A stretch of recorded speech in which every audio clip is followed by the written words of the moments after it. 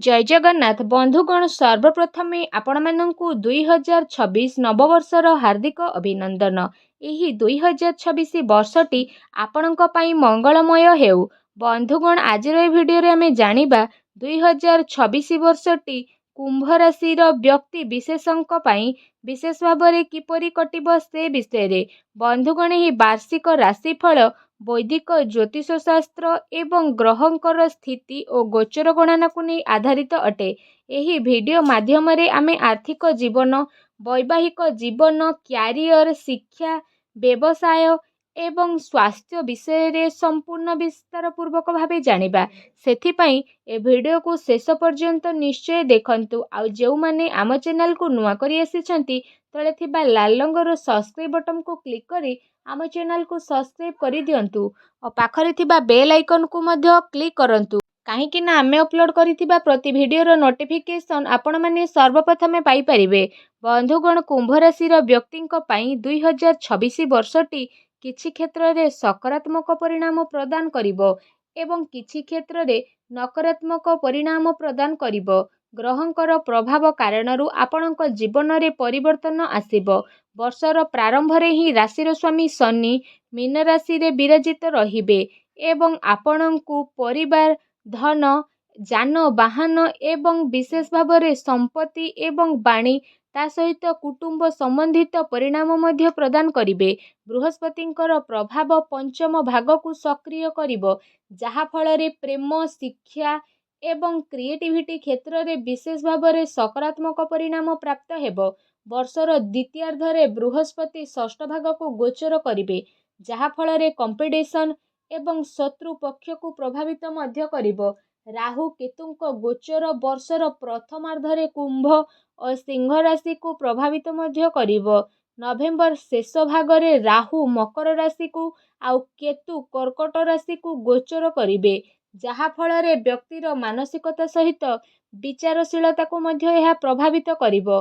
Career आउ व्यवसाय दृष्टि वर्षर प्रारंभ रे देवगुरु बृहस्पति आउ शनि विशेष रूप से एकादश भाग को दृष्टि रखिबे, जहा फଳରେ आपणकु कार्य क्षेत्र रे सफलता मध्य मिलिबो। बृहस्पतिंक प्रभाव आपणकु कठिन परिश्रम को फलीभूत मध्य करिवो एवं शनिंकर स्थिति आपणकर कार्य को व्यवस्थित और लंबा समय पर्यंत प्रभावित मध्य करिवो। आपण नुआ कार्य योजना को क्रियान्वित करिवे और उत्तम लाभ मध्य पाइबे तथा आर्थिक दृष्टि मध्य समय लाभदायक रहिबो। एहा व्यतीत लग्न भागरे देवगुरु बृहस्पतिंक दृष्टि आपणଙ୍କ ପାଇଁ नुआ योजना, नुआ विचार आउ दृष्टिकोण उत्पन्न मध्य करिवो। आपणଙ୍କର कार्य शैली रे परिवर्तन मध्य देखिबा पाई मिलिबो एवं आपणଙ୍କୁ निजर क्यारियर क्षेत्र रे किछि नुआ करिबार प्रेरणा मध्य प्रदान हेबो। जदि आपण कोनोसी नुआ कार्य बा नुआ व्यवसाय रो प्रारंभ करिबार योजना करिसेंती तेबे ए समय आपणଙ୍କ ପାଇଁ सर्वश्रेष्ठ समय रहिबो।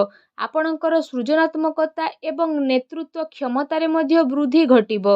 राहुंकर प्रभाव विशेष करी आपणଙ୍କର लग्न भागरे रहिबो, जहा फଳରେ आपण अधिक व्यस्त मध्य रहिबे एवं आपण विभिन्न क्षेत्र रे कार्य करिबा पाई मध्य प्रस्तुत रहिबे। 2 जून परे बृहस्पतिंकर षष्ठ भाग को गोचर परे आपणଙ୍କୁ क्यारियर तथा कार्य क्षेत्र रे अधिक सफलता प्राप्ति हेबो। चाकरी क्षेत्र रे पदोन्नति और वेतन वृद्धिर जोग मध्य रहिछि। सेहीपरि आर्थिक स्थिति दृष्टि 2026 वर्षटी मिश्रित फलदायक सिद्ध मध्य हेबो। वर्षर प्रारंभ रे आपणଙ୍କର व्यवसाय आउ आयर स्रोत रे वृद्धि मध्य घटिबो। व्यवसाय रे अनुकूल वातावरण हेबा कारणरू आपण अर्ध संचय करिबारे सक्षम हेबे। पूर्वरु करा जाइथिबा आर्थिक निवेश विशेष भाବରେ आपणଙ୍କୁ द्विगुणित लाभ प्रदान करिवो एवं जीवन साथी मध्य विशेष भाବରେ धन संचय करिबारे पूर्ण सहयोग करिवे तथा जीवन साथीଙ୍କ सहयोग आपणଙ୍କୁ सठिक दिगरे निर्णय नेबारे सहायक प्राप्त करिवो। 2026 जून परे आपणଙ୍କୁ किछि विशेष प्रकार लाभ आउ खुशी मध्य प्राप्त हेबो।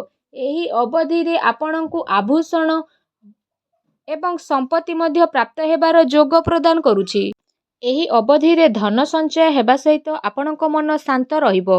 पूर्वरु फसी रहितिबा धन बा बकेया टंका आपण फेरिकी पाइबे। ଯାହାଫଳରେ ଆର୍ଥିକ ସ୍ଥିତିକୁ ଆହୁରି ମଜବୁତ କରିବାରେ ଆପଣ ସକ୍ଷମ ନଜର ଆସିବେ। ପରିବାରରେ ଏ ବର୍ଷ କୌଣସି ଶୁଭ କାର୍ଯ୍ୟ ହେବାର ସଂକେତ ମଧ୍ୟ ରହିଛି। ପାରିବାରିକ କାର୍ଯ୍ୟ ଏବଂ ଧାର୍ମିକ କାର୍ଯ୍ୟରେ ଆପଣ ଧନ ଖର୍ଚ୍ଚ ମଧ୍ୟ କରିବେ, କିନ୍ତୁ ଜୁଲାଇ ପରେ କିଛି ଅତିରିକ୍ତ ଖର୍ଚ୍ଚରେ ମଧ୍ୟ ବୃଦ୍ଧି ଘଟିବ। ସେଥିପାଇଁ ଏ ଅବଧିରେ ଅନାବଶ୍ୟକ ଖର୍ଚ୍ଚରେ ନିୟନ୍ତ୍ରଣ ଆପଣ ବଜାୟ ରଖନ୍ତୁ। ବର୍ଷର ଶେଷ ଭାଗରେ ଦେବଗୁରୁ ବୃହସ୍ପତିଙ୍କର ଶୁଭଦୃଷ୍ଟି ଆପଣଙ୍କୁ ଆର୍ଥିକ ସ୍ଥିତିରେ ପୁନଃ ସୁଧାର ଆଣିଦେବ। ଜୀବନସାଥୀଙ୍କର ପକ୍ଷରୁ ଆର୍ଥିକ ଲାଭ ମଧ୍ୟ ପ୍ରାପ୍ତି ହେବ। ରାହୁ ଏବଂ କେତୁଙ୍କ ପ୍ରଭାବ ଅକ୍ଟୋବର ପରେ ଧୀରେ ଧୀରେ କମ୍ ମଧ୍ୟ ହେବା ପାଇଁ ଲାଗିବ, ଯାହାଫଳରେ ଆପଣଙ୍କୁ ଆର୍ଥିକ କ୍ଷେତ୍ରରେ ଆଶକ୍ତି ମିଳିବ। ଆପଣଙ୍କ ବ୍ୟୟ ଭାଗରେ ହାନି ଘଟିବା ସହିତ ଲାଭରେ ମଧ୍ୟ ବୃଦ୍ଧି ଘଟିବ। ସେହିପରି ପ୍ରେମ ଓ ବୈବାହିକ ଜୀବନ ଦୃଷ୍ଟିରୁ 2026 ବର୍ଷଟି ଆପଣଙ୍କ ପାଇଁ ବିଶେଷ ମହତ୍ତ୍ୱପୂର୍ଣ୍ଣ ସାବ୍ୟସ୍ତ ହେବ। ବର୍ଷର ପ୍ରାରମ୍ଭ ସମୟରେ ପ୍ରେମ ଓ ବୈବାହିକ ଜୀବନ ପାଇଁ ଶୁଭ ସଂକେତ ରହିଛି। ଦେବଗୁରୁ ବୃହସ୍ପତିଙ୍କର ପଞ୍ଚମ ଭାଗରେ ପ୍ରଭାବୀ ହେବା କାରଣରୁ ଏହି ସମୟ ବିଶେଷ ଭାବରେ ଆପଣଙ୍କର ପ୍ରେମ ଜୀବନରେ ସକାରାତ୍ମକ ପରିବର୍ତ୍ତନ ନେଇକି ଆସିବ ଏବଂ ଜୀବନସାଥୀଙ୍କ ସହିତ ସମ୍ବନ୍ଧ ଆହୁରି ମଜବୁତ ହେବା ପାଇଁ ଲାଗିବ। ପ୍ରେମୀଙ୍କ ସହିତ ଉତ୍ତମ ସାମଞ୍ଜସ୍ୟ ବଜାୟ ରଖିବା ସହିତ ପରସ୍ପର ମଧ୍ୟରେ ବିଶ୍ୱାସର ବୃଦ୍ଧି ମଧ୍ୟ ପାଇବ। ବୃହସ୍ପତିଙ୍କର ଶୁଭ ପ୍ରଭାବ କାରଣରୁ ନୂଆ ସମ୍ପର୍କ ମଧ୍ୟ ସ୍ଥାପିତ ହୋଇଯିବ। ଆପଣଙ୍କର ଜୀବନରେ ନୂଆ ପ୍ରେମ ଭାଗ ମଧ୍ୟ ଉତ୍ପନ୍ନ ହେବ ଏବଂ ଆପଣ ପ୍ରେମୀଙ୍କ ସହିତ ବିଶେଷ ଭାବରେ ନିଜର ସମୟକୁ ବିତାଇବାରେ ଆଗ୍ରହୀ ହେବେ।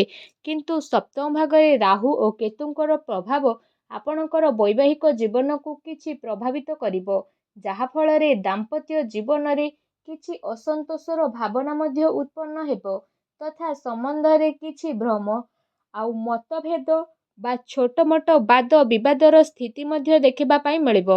ସେଥିପାଇଁ ପରସ୍ପର ମଧ୍ୟରେ ଉତ୍ତମ ସାମଞ୍ଜସ୍ୟ ବଜାୟ ରଖିବା ସହିତ ନିଜ ନିଜ ଭିତରେ ସମସ୍ୟାର ସମାଧାନ କରିବାର ପ୍ରୟାସ ଆପଣ କରନ୍ତୁ। 25 ନଭେମ୍ବର ପରେ ରାହୁ କେତୁଙ୍କର ଗୋଚର ଆପଣଙ୍କ ବୈବାହିକ ଜୀବନରେ ଆସୁଥିବା ସମସ୍ୟାରେ ସୁଧାର ଆଣିଦେବ ଏବଂ ଧୀରେ ଧୀରେ ସ୍ଥିତି ପୁନଃ ସାମାନ୍ୟ ହେବା ପାଇଁ ଲାଗିବ। ପରସ୍ପର ମଧ୍ୟରେ ବୁଝାମଣା ଓ ସହଯୋଗର ଭାବନା ବୃଦ୍ଧି ପାଇବ ତଥା ଜୀବନସାଥୀଙ୍କର ସହିତ ଆପଣ ଅଧିକ ସମୟ ବ୍ୟତୀତ କରିବାରେ ପ୍ରୟାସ କରିବେ। ସେହିପରି ସ୍ୱାସ୍ଥ୍ୟ ଦୃଷ୍ଟିରୁ 2026 ବର୍ଷଟି ଆପଣଙ୍କ ପାଇଁ ମଧ୍ୟମ ଧରଣର ଫଳ ପ୍ରଦାନ କରିବ। ବର୍ଷର ପ୍ରାରମ୍ଭ ସମୟରେ ସ୍ୱାସ୍ଥ୍ୟାବସ୍ଥା ଉତ୍ତମ ଆଉ ଅନୁକୂଳ ରହିବ। ଦେବଗୁରୁ ବୃହସ୍ପତିଙ୍କର ଲଗ୍ନ ଭାଗକୁ ଦୃଷ୍ଟି ଆପଣଙ୍କର ସ୍ୱାସ୍ଥ୍ୟାବସ୍ଥାକୁ ମଜବୁତ କରିବ ଏବଂ ଆପଣ ଆତ୍ମବିଶ୍ୱାସରେ ପରିପୂର୍ଣ୍ଣ ମଧ୍ୟ ରହିବେ। କିନ୍ତୁ ଲଗ୍ନ ଭାଗରେ ରାହୁଙ୍କ ଉପସ୍ଥିତି କାରଣରୁ ଶୁଭ ଓ ପାପ ଗ୍ରହଙ୍କର ପ୍ରଭାବ ମଧ୍ୟ ପକାଇବ। ଗୁରୁଙ୍କର ପ୍ରଭାବ ଶାରୀରିକ ଆଉ ମାନସିକ ସ୍ଥିତିକୁ ସ୍ଥିର ରଖିବାରେ ସହଯୋଗ ପ୍ରଦାନ କରିବ, କିନ୍ତୁ ରାହୁଙ୍କର ପ୍ରଭାବ ମାନସିକ ଚିନ୍ତା, ଭ୍ରମ ଏବଂ ଭ୍ରମର ସ୍ଥିତିକୁ ଉତ୍ପନ୍ନ କରାଇବ, ଯାହାକି କାର୍ଯ୍ୟ କ୍ଷେତ୍ରରେ ମଧ୍ୟ ପ୍ରଭାବିତ କରିବ। ସେଥିପାଇଁ ସ୍ୱାସ୍ଥ୍ୟାବସ୍ଥାର ବିଶେଷ ଧ୍ୟାନ ରଖନ୍ତୁ। 25 ନଭେମ୍ବରକୁ ରାହୁ କେତୁଙ୍କର ଗୋଚର ପରେ ଆପଣଙ୍କର ସ୍ୱାସ୍ଥ୍ୟ ଅବସ୍ଥାରେ ଧୀରେ ଧୀରେ ସୁଧାର ଆସିବା ପାଇଁ ଲାଗିବ ଏବଂ ମାନସିକ ଚିନ୍ତା ମଧ୍ୟ କମ୍ ହେବା ପାଇଁ ଲାଗିବ। ମାନସିକ ଶାନ୍ତି ମିଳିବା ସହିତ ସ୍ୱାସ୍ଥ୍ୟାବସ୍ଥାରେ ଧୀରେ ଧୀରେ ସୁଧାର ମଧ୍ୟ ଆସିବାକୁ ଲାଗିବ। ଆପଣଙ୍କ ପାଇଁ ପ୍ରତିକାର ହେଲା ଆପଣ ପ୍ରତ୍ୟହ ଭଗବାନ ହନୁମାନଙ୍କର ପୂଜାର୍ଚ୍ଚନା କରି ହନୁମାନ ଚାଳିସାର ପାଠ କରନ୍ତୁ ଏବଂ ଶନିବାର ଦିନ କୌଣସି ଶନି ମନ୍ଦିରରେ ରାଶି ତେଲର ଏକ ଦୀପ ଲଗାଇ ଶନିଙ୍କ ବୀଜ ମନ୍ତ୍ରର ଜପ କରନ୍ତୁ ଏବଂ ଶନି ଚାଳିସାର ପାଠ ମଧ୍ୟ କରନ୍ତୁ, ଶୁଭ ଫଳ ପାଇବେ। ତ ବନ୍ଧୁଗଣ, ଏହା ଥିଲା 2026 ବର୍ଷ କୁମ୍ଭ ରାଶିର ବାର୍ଷିକ ରାଶିଫଳ ବିଷୟରେ। ଯଦି ଭିଡ଼ିଓଟି ଆପଣଙ୍କୁ ଭଲ ଲାଗିଥାଏ ତେବେ ଲାଇକ୍, ସେୟାର ଓ କମେଣ୍ଟ କରିକି ଆମକୁ ଜଣାନ୍ତୁ ଏବଂ ଆମ ଚ୍ୟାନେଲକୁ ଏବେ ହିଁ ସବସ୍କ୍ରାଇବ୍ କରନ୍ତୁ। ଜୟ ଜଗନ୍ନାଥ।